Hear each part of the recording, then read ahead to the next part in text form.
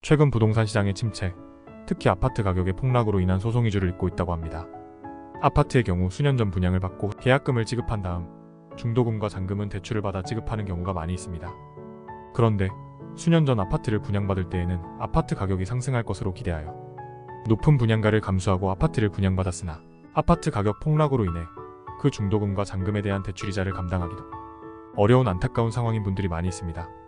물론 부동산에 대한 투자는 기본적으로 개인의 선택이므로 그 결과에 대한 책임도 개인이 지는 것이 마땅합니다.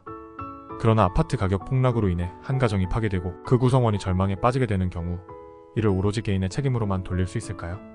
저는 용인에 있는 모 아파트 시행사가 수분 양자들을 상대로 제기한 분양 대금 소송에서 수분 양자들을 대리하여 소송을 한 적이 있습니다.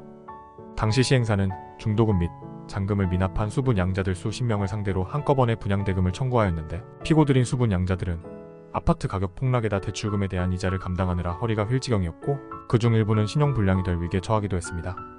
원고인 시행사의 소장은 간단하였지만 이에 대응하는 피고들의 답변서는 심혈을 기울여 작성할 수밖에 없었습니다. 피고들은 수시로 전화를 하여 안타까운 사연을 털어놓았고 계약금은 몰치당하여도 좋으니 더 이상 중도금과 잔금의 압박에서 벗어나게 해달라고 하소연을 하였습니다. 이런 전화를 받고 나면 저는 꼭 이겨야 한다는 심리적인 압박감에 시달려야 했습니다.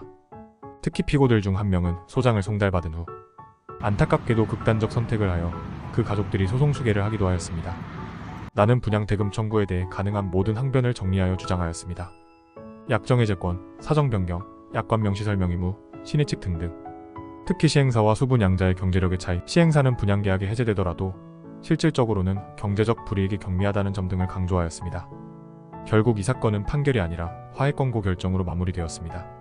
수분 양자들이 희망했던 것과 같이 계약금 몰치로 그 모든 것을 해결하는 것으로 변호사 생활을 하다 보면 진심으로 도움을 주고 싶지만 법리적으로는 해결하기 어려운 사건이 있습니다. 위 분양대금 소송도 그런 종류의 사건이 아니었나 싶습니다.